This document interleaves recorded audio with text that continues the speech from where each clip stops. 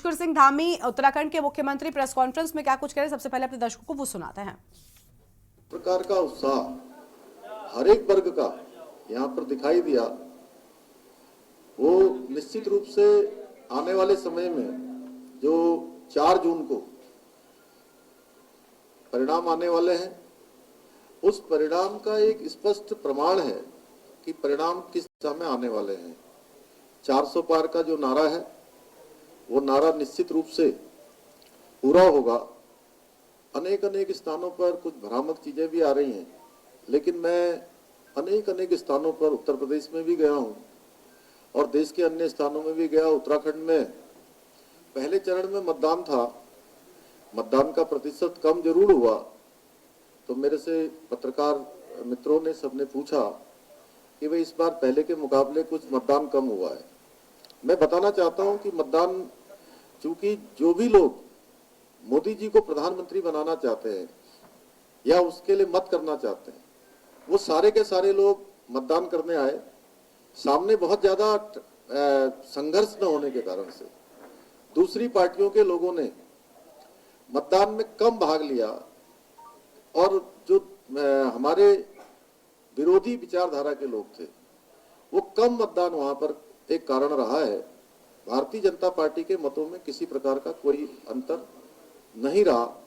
देश में भी जिस प्रकार से आज लोगों में उत्साह है, ऐसा लगता है कि जैसे हर एक व्यक्ति इस बार मतदान के दिन की प्रतीक्षा कर रहा हो कि मुझे मतदान करने जाना है, बहुत साइलेंट तरीके से, और अपनी अपनी बारी का इंतजार कर रहे हैं। और ये मैं लखनऊ में भी देख रहा हूँ, उत्तर प्रदेश में भी देख रहा हूँ, देश के अन्य स्थानों पर भी देख रहा हूँ। चूंकि लखनऊ में मैं 16 साल का था, तब मैं पहली बार लखनऊ आया, और उस समय का जो लखनऊ था, उसके बाद अटल जी का जो सांसद का कालखंड था, उसके बाद प्रधानमंत्री बने, तेजी से विकास की ओर लखनऊ आगे बढ़ा और वो विकास अनवरत रूप से आगे बढ़ते रहा। माननीय राजनाथ सिंह जी के कालखंड में जिस प्रकार से यहाँ पर लखनऊ में हाईवे बने, ओवरब्रिज बने, तमाम प्रकार से नए नई सड़कों का निर्माण हुआ, चाहे यहाँ से सुल्तानपुर को जाने वाली सड़कें हों या सीतापुर, शाहजहांपुर या बरेली की ओर जाने वाले सड़क मार्ग हों, जिस प्रकार से यहाँ चारों तरफ मेट्रो चली है, अन्य जो डेवलपमेंट के काम हुए हैं। मैं सच बताऊं तो भूपेन जी, आप तो क्योंकि पहले भी आए होंगे कई बार, लेकिन मैं जब बचपन में जिस प्रकार का लखनऊ देखा और 2000 तक का जो लखनऊ था, उसके बाद से अब जो मैं लखनऊ देख रहा हूँ, बिल्कुल बदला हुआ लखनऊ है।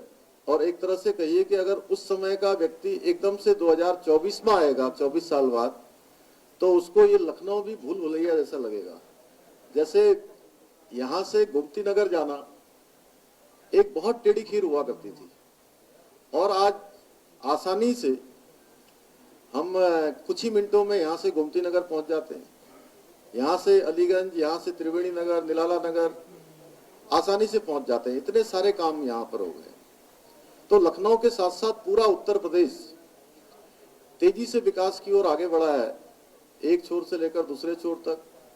इसी प्रदेश के अंदर जहां हम सब के आराध्य देव भगवान राम का भव्य और दिव्य मंदिर बनकर तैयार हो गया, प्राण प्रतिष्ठा हो गई, वहीं भव्य काशी और दिव्य काशी, काशी कॉरिडोर बनकर तैयार हो गया।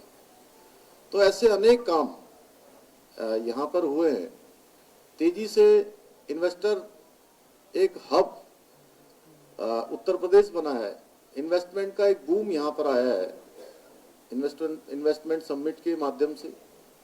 पहले उत्तर प्रदेश की जो गिनती होती थी, वो एक बीमारू राज्य के रूप में होती थी, और आज बीमारू राज्य से उत्तम राज्य की श्रेणी में, अच्छे राज्यों की श्रेणी में उत्तर प्रदेश आ गया। यहाँ की कानून व्यवस्था के बारे में हम सब लोग जानते हैं भली भांति कि एक कालखंड वो था कि जब यहाँ पर गुंडे, बदमाश, अपराधियों का आतंक हुआ करता था। सपा और बसपा की सरकारों में वसूली गैंग सक्रिय हुआ करते थे। आज पूरी तरह से कानून व्यवस्था इतनी अच्छी हो गई है कि आज उत्तर प्रदेश का हर जगह पर उदाहरण दिया जाता है। इस प्रकार से राज्य आगे बढ़ा है, इंफ्रास्ट्रक्चर के क्षेत्र में भी राज्य आगे बढ़ा है और प्रधानमंत्री आदरणीय मोदी जी के कालखंड में 10 सालों में गरीब कल्याण की जो योजनाएं बनी हैं, हर उस व्यक्ति के उत्थान का कार्य हुआ है जिसको योजनाओं की आवश्यकताएं थी। 2014 से पहले भी देश में अनेक योजनाएं आई, लेकिन वो योजनाएं कुछ लोगों को फायदा पहुंचाने के लिए होती थी। आज प्रधानमंत्री जी के कालखंड में जो योजनाएं बनती हैं वो लोगों के जीवन स्तर को उनको सहायता करने के लिए बनाई जाती हैं। जिनको योजनाओं की आवश्यकताएं होती हैं, जरूरत होती है, उनके जीवन में मदद मिले, वो सब काम हो रहा है। तो आज हर वर्ग के उत्थान का काम हो रहा है। कई ऐतिहासिक निर्णय लिए गए हैं देश के अंदर। 3 तलाक से मुक्ति हुई है मुस्लिम बहनों की, धारा 370 समाप्त हुआ है, भगवान राम का मंदिर बनाया है, सीएए का कानून लागू हुआ है। और मुझे बताते हुए खुशी है आप सबके बीच में कि भारतीय जनता पार्टी का जो संकल्प पत्र माननीय प्रधानमंत्री जी के नेतृत्व में देश के समक्ष प्रस्तुत किया गया है, उसमें पूरे देश के अंदर यूसीसी समान नागरिक संहिता की आवश्यकता और उसको लागू करने का संकल्प लिया गया है। और उत्तराखंड देवभूमि को देश की आजादी के बाद पहला राज्य होने का सौभाग्य प्राप्त हो गया, जहां यूसीसी एक विधेयक के रूप में पारित होकर विधेयक बन चुका है। माननीय राष्ट्रपति महोदया की भी उसमें स्वीकृति मिल गई है। तो एक तरफ आज जहां आदरणीय प्रधानमंत्री जी के नेतृत्व में पूरे देश को परिवार मानकर काम किया जा रहा है, देश में समान नागरिक संहिता को लाने का संकल्प लिया जा रहा है, देश के अंदर एक चुनाव की बात हो रही है पूरे समय में, वहीं दूसरी तरफ ऐसे लोग हैं जो केवल अपने परिवारों से बाहर नहीं निकल पा रहे हैं, परिवारवादी दल हैं, भ्रष्टाचार में लिप्त दल हैं, भ्रष्टाचार को जनने वाले दल हैं, तुष्टीकरण करने वाले दल हैं, और आज भी वो तुष्टीकरण की बात कर रहे हैं और समय समय पर जनता को सामने उनके सारे हथकंडे जब फेल हो गए हैं तो तमाम प्रकार से भ्रामक प्रचार कर रहे हैं कि 400 पार हो जाएंगे तो देश का संविधान बदल जाएगा, देश से आरक्षण व्यवस्था समाप्त हो जाएगी। मैं कहना चाहता हूं कि मोदी जी आरक्षण के बहुत बड़े पैरोकार हैं, बहुत बड़े समर्थक हैं और आज भी भारतीय जनता पार्टी और एनडीए की पूरी मेजॉरिटी है।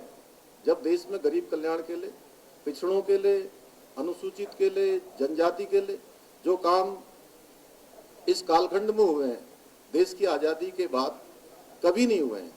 इसका उदाहरण है कि देश के राष्ट्रपति के रूप में आदरणीय कोविंद जी का कार्यकाल पूरा हुआ और आदिवासी बहुल इलाके में पैदा हुई आज पूरे देश को गौरवान्वित करने का काम राष्ट्रपति द्रौपदी मुर्मू जी कर रही हैं। तो ये हमारे प्रधानमंत्री जी का ही नेतृत्व है कि जिसमें हर वर्ग के उत्थान का काम किया गया है। तो इसलिए 2 प्रकार की विचारधाराएं चल रही हैं और आप सब यही पूछेंगे कि भाई किस प्रकार का माहौल है, उत्तर प्रदेश में कैसा है और देश में कैसा है। तो मैं आप सबसे यही कहने के लिए आया हूँ देवभूमि से कि पूरे देश के अंदर एक ही माहौल है। पूरा देश आदरणीय मोदी जी को तीसरी बार प्रधानमंत्री बनाना चाहता है और उसके लिए तैयार है।